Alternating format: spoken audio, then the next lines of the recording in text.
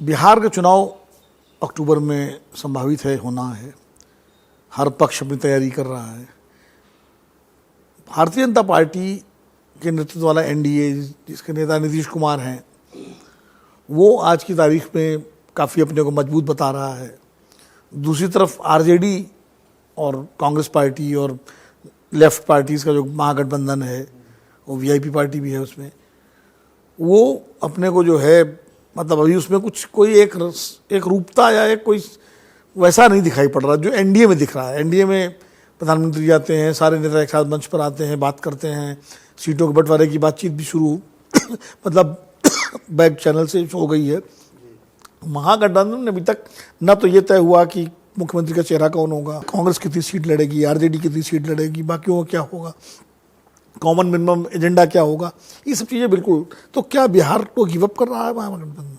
नहीं, give up तो हम नहीं कहेंगे, लेकिन हम इस बात को मानते हैं। हम पिछले 6 महीने से या 1 साल से इस बात को मैं लगातार कह रहा था, मीडिया में भी पब्लिकली मैं इस बात को कह रहा था कि जो इंडिया अलायंस है बिहार के अंदर, जिसमें आरजेडी है, वामपंथी मोर्चा है, कांग्रेस है मुख्य रूप से, तो ये तीनों के अंदर जो एक कोऑर्डिनेशन होना चाहिए, एक समन्वय होना चाहिए, वो नहीं है। हर आदमी अपनी अपनी डफली बजा रहा है, हर पार्टी अपनी अपनी डफली बजा रहा है। अभी कुछ ही दिन पहले, 2 महीना पहले या 3 महीना पहले की बात है कि इन्होंने कोऑर्डिनेशन कमेटी बनाई।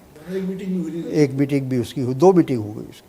तो ये बात उसी वक्त हो जाना चाहिए था जब हम असेंबली हारे थे 2020 में। उसके बाद ही हमको कोऑर्डिनेशन कमेटी बनानी चाहिए थी।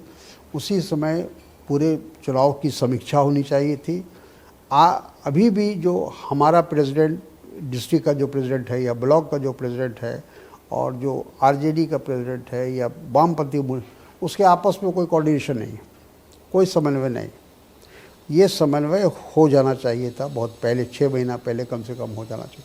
अब इन्होंने शुरू किया है कि अभी एक मीटिंग बुलाई थी कि उनके डिस्ट्रिक्ट प्रेसिडेंट, सभी पार्टी के जो अलायंस पार्टनर है, उनके डिस्ट्रिक्ट प्रेसिडेंट्स की बैठक बुलाई थी। तो ये अभी कर रहे हैं। ये काम आप 2 साल 3 साल पहले भी कर सकते थे। और अलग अलग प्रोग्राम चलाने के बजाय अगर हम जॉइंट प्रोग्राम चलाते, जॉइंट कैंपेन चलाते, तो उसका फ़ायदा ज़्यादा मिलता। तो वो वक्त तो निकल गया हाथ से। अब हमारे पास 3-4 महीना बचा है। अब इसमें प्रॉपर कोऑर्डिनेशन की आवश्यकता है। और जैसा मैंने कहा कि सबों को, जो पार्टियां हैं इसमें अलायंस में, उनको एक दूसरे को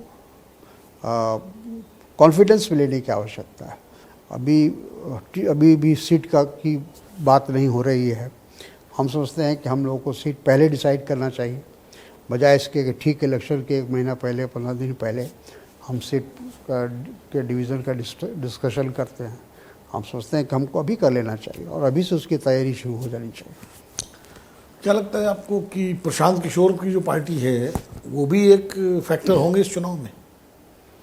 देखिए, बहुत बड़ा फैक्टर तो नहीं होंगे, लेकिन ठीक है, प्रशांत किशोर जी ने मेहनत किया, अपना 3 साल लगे हैं और पदयात्रा वगैरह किया है, पैसा बहुत खर्च किया है, साधन लगाया है, तो कुछ ना कुछ तो वो ज़रूर डेंट करेंगे। अगर आप ये वीडियो YouTube पर देख रहे हैं तो हमारे चैनल को सब्सक्राइब कर बेल आइकन दबाएं और Facebook पर देख रहे हैं तो हमारे पेज को लाइक करें।